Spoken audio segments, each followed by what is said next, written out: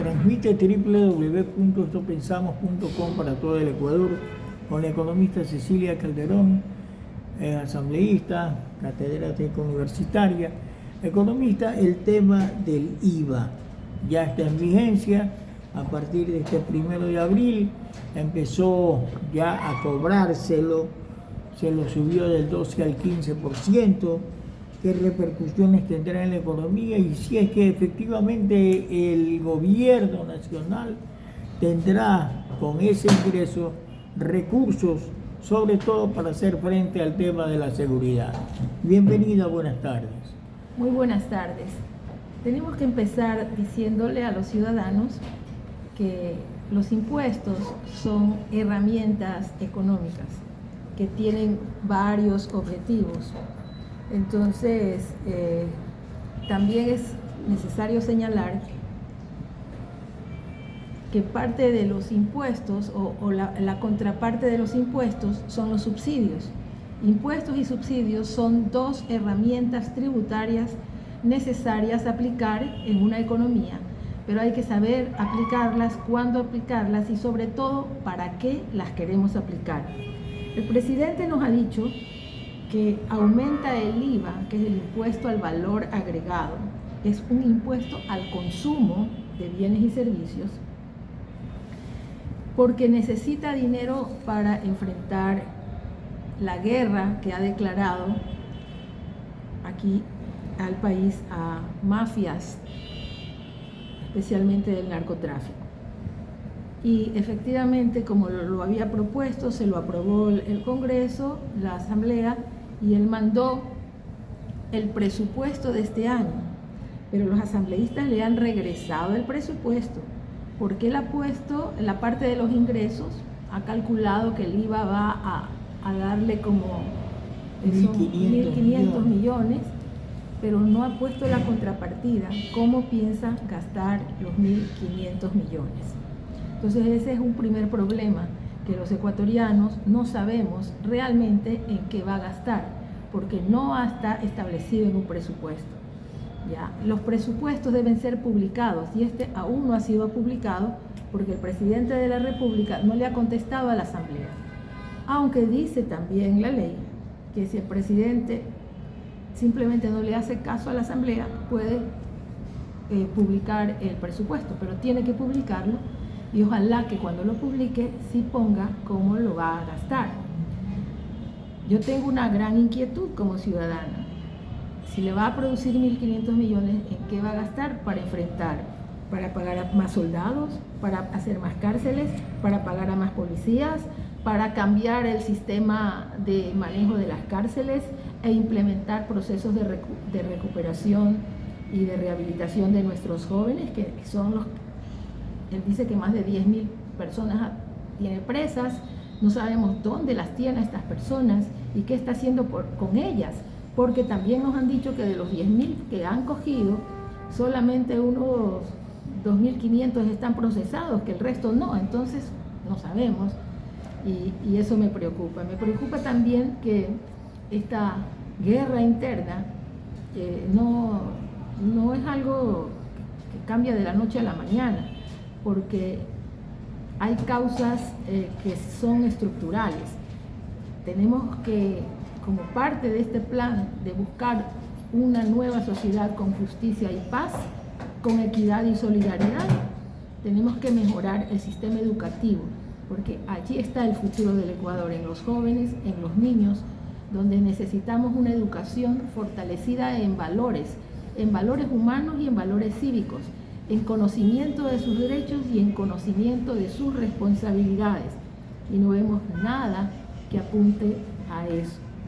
Eso en la parte que me preguntó al último, ¿qué va a pasar? Ahora, no estamos tampoco seguros que esa cantidad de dinero va a podérsela recaudar, porque en la teoría de la política se dice que un impuesto al valor agregado, un IVA, es un impuesto al consumo, va a encarecer los bienes y servicios en la comunidad. Entonces, una familia que recibe un sueldo fijo, al encarecerse los productos y servicios que estaba acostumbrado a pagar, ¿qué va a hacer?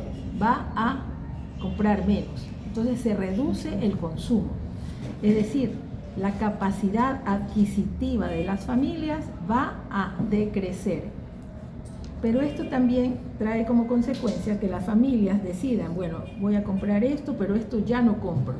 Y claro, primero van a comprar los bienes primarios para comer, para, qué sé yo, vestirse, para la educación de los niños, y habrán gastos que ya no van a hacer.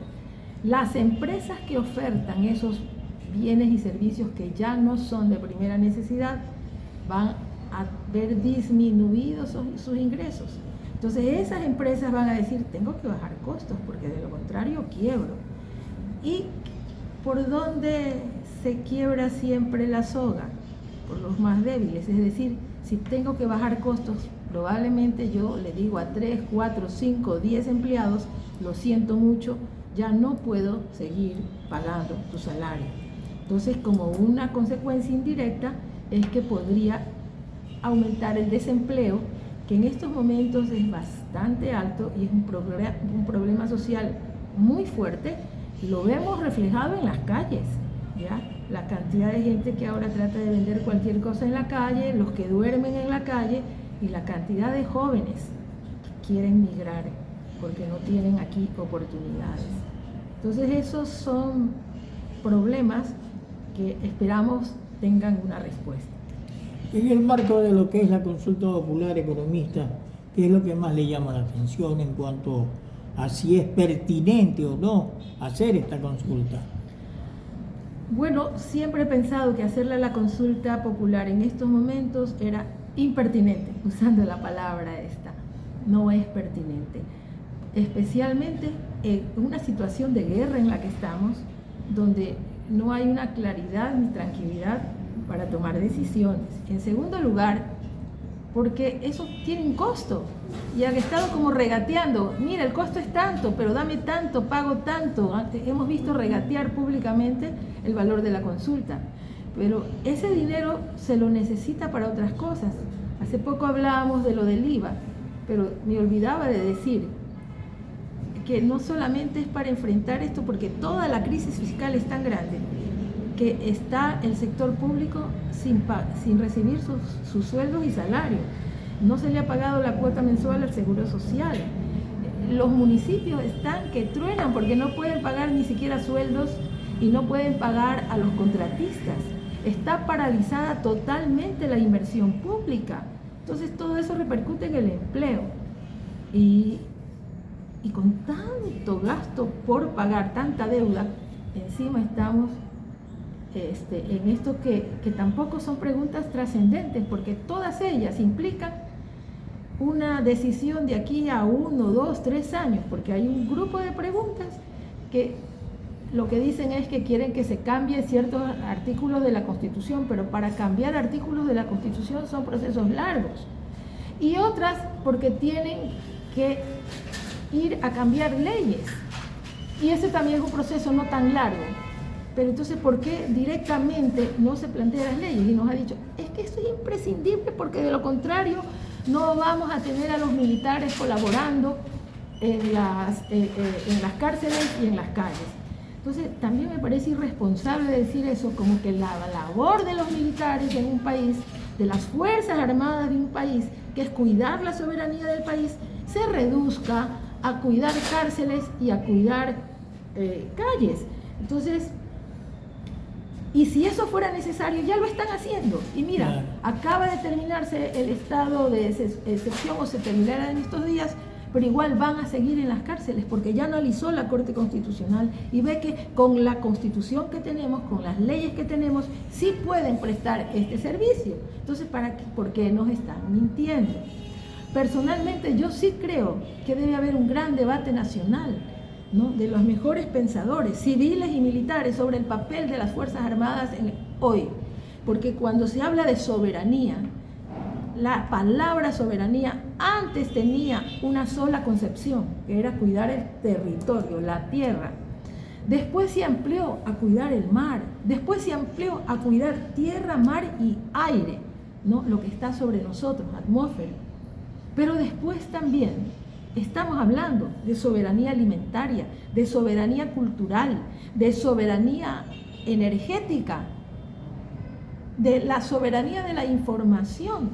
Estas son soberanías importantísimas en el mundo de hoy, en la proyección del Ecuador para el mañana, en la protección de nuestra niñez de ahora y del futuro. Y de eso no se habla. Entonces hagamos un foro realmente, analicemos el papel de las Fuerzas Armadas y entonces así vamos a tener una patria más fuerte, pero sin que haya un debate. De repente queremos mandarlas a las Fuerzas Armadas a cuidar las madrigueras. Eso no puede ser. Tenemos que pensar de otra forma. Si te gustó este video, dale clic en el pulgar hacia arriba, suscríbete a este canal, aplasta la campanita para que recibas más videos de estopensamos.com. Gracias, felicidades.